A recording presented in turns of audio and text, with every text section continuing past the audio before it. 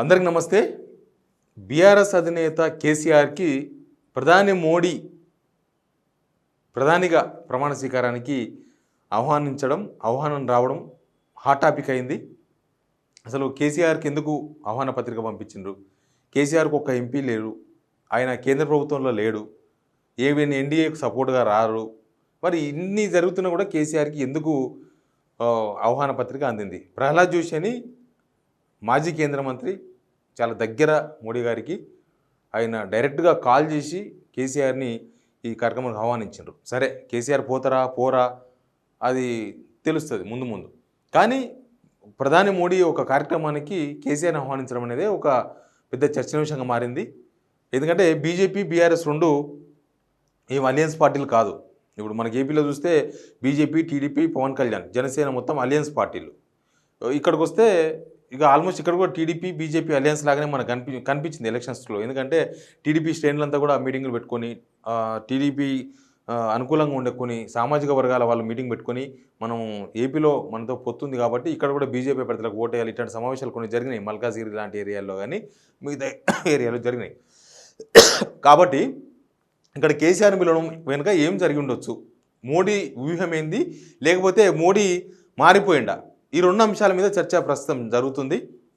నిజానికి ప్రాంతీయ పార్టీల విషయంలో మోడీకి గతంలో ఒక రకమైన అభిప్రాయం ఉండేది. ప్రాంతీయ పార్టీలను పెద్దగా గౌరవించే సిస్టమ్ లేదు. బీజేపీ సింగిల్గా 2014లో అయినా 2019లో అయినా ఈ రెండు సార్లు కూడా సింగిల్గా ప్రభుత్వాన్ని ఏర్పాటు చేసింది. ఎన్డీఏ అని పేరున్న చాలా చిన్న చితక పార్టీలు, ఒకరు ఇద్దరు ఎంపీలు ఉన్న పార్టీలు దానిలో అలయన్స్గా ఉన్నా సింహన్ లాగా ఓన్లీ బీజేపీ మాత్రమే గవర్నమెంట్ డైరెక్ట్గా మ్యాజిక్ ఫిగర్ దాటి ఎక్కువ 272 మ్యాజిక్ ఫిగర్.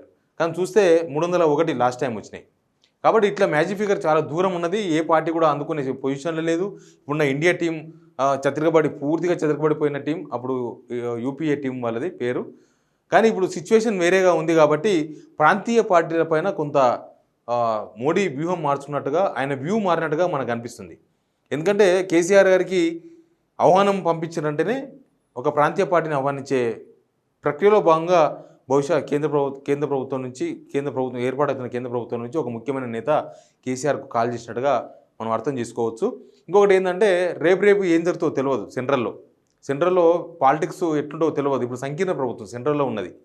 సంకీర్ణ ప్రభుత్వానికి 1,00,000 కష్టాలు ఉంటాయి ఎప్పుడు కూడా, ఎవరున్నా సరే. ఇప్పుడు మోడీ అంతకుముందు ఉన్నంత పవర్ఫుల్గా ఇప్పుడు పనిచేస్తారా లేదా అన్న చర్చ ఆల్రెడీ ఉంది. బీజేపీ ఎజెండా అమలు అవుతుందా కాదా అనే చర్చ ఆల్రెడీ ఉంది. కాబట్టి ఈ అన్ని ప్రశ్నల మధ్య, ఇన్ని అనుమానాల మధ్య కేసీఆర్కి ఆహ్వానం వచ్చింది. సరే, కేసీఆర్ ఆహ్వానం రావడం వల్ల కేసీఆర్కి వచ్చేది ఏముంటుంది? లేకపోతే కేసీఆర్ దగ్గర ఒక ఎంపీ కూడా లేడు కదా. ఒక ఎంపీ లేకపోయినా కూడా కేసీఆర్కు ఎందుకు ఆహ్వానం వచ్చినదే ప్రస్తుతం ఉన్న ప్రశ్న. ఈ ప్రశ్నకు సమాధానం ఏంటంటే, నిజానికి కేసీఆర్కు ఒకరో ఇద్దరు ఎంపీలు ఉంటే మాత్రం ఇప్పుడు కింగ్ మేకర్ అయ్యేది. కేసీఆర్ ఎలక్షన్స్ ప్రచారంలో చాలాసార్లు చెప్పిండ్రు, నాకు 10 సీట్లు ఇవ్వండి, నేను ఖచ్చితంగా మనం కింగ్ మేకర్ అవుతామని. నిజానికి అది జరిగింది. కేసీఆర్ ముందే ఊహించినట్టుగా కనిపించింది మనకు. ఇప్పుడు అదే కదా సిచ్యువేషన్. 10 మంది ఎంపీలు ఉంటే ఏంది, 12 మంది ఎంపీలు ఉన్న నితీష్ కుమార్ పరిస్థితి ఏంది, ఇప్పుడు 16 మంది ఎంపీలు ఉన్న చంద్రబాబు పరిస్థితి ఏంది? పెట్రోల్ అవుతుంది ఇద్దరిది.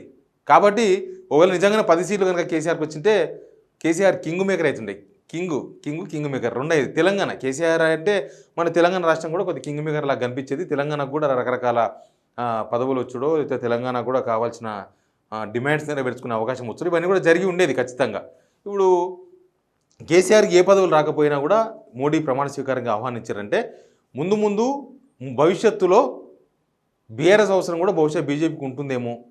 రాజ్యసభలో ఎంపీలు ఉన్నారు, రాజ్యసభలో వీళ్ళకి 5 మంది ఎంపీలు ఉన్నారు. ముందు ఏ పోయి ఎట్లొస్తుందన్న ఒక ప్రణాళిక బీజేపీలో ఉన్నట్టుగా చాలా క్లియర్గా కనిపిస్తుంది. అందుకే వాళ్ళకు ఎక్కడెక్కడ ప్రాంతీయ పార్టీలు ఎక్కడెక్కడ ఉన్నాయి. ఎందుకంటే ఇండియా టీం వాళ్ళు కూడా అదే పని చేస్తున్నారు. వాళ్ళకు 232 సీట్లు వచ్చి ఉండొచ్చు కాక, కానీ